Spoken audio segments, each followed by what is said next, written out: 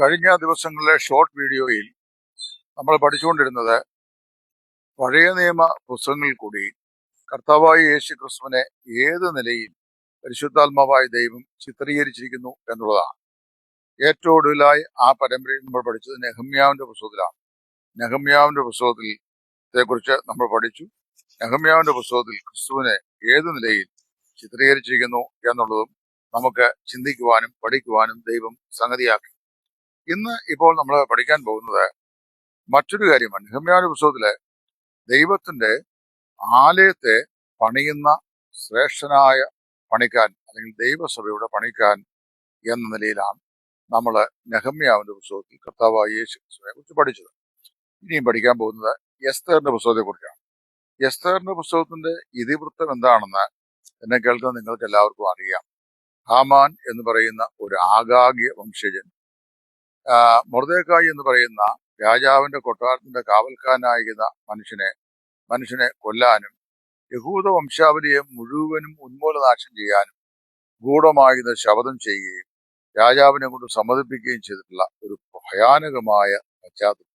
ആ പശ്ചാത്തലത്തില് ആണ് എസ്തേർ രാജ്ഞി മൊർദെഖായിയുടെ കൽപ്പന പ്രകാരം രാജസന്നിധിയിൽ നിന്ന് തന്റെ ജനത്തിനു വേണ്ടി പക്ഷപാതം ചെയ്യുന്നതായിട്ട് നമ്മൾ വായിക്കുന്നു.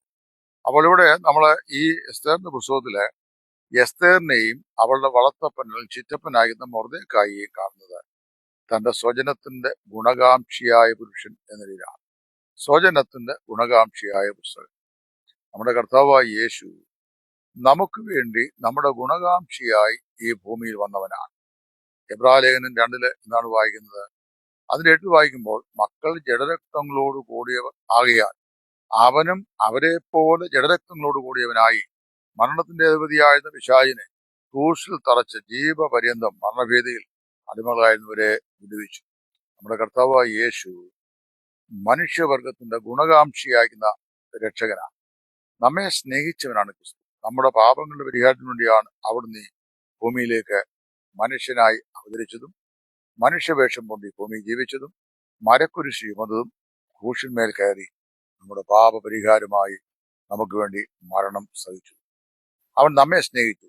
ലോകത്തിന്റെ ഗുണത്തിനു വേണ്ടി അല്ലെങ്കിൽ ലോകത്തിന്റെ നന്മയ്ക്ക് വേണ്ടി, ആത്മരക്ഷയ്ക്ക് വേണ്ടി തന്നെ താൻ ഇടിവിൽ നിന്നവൻ.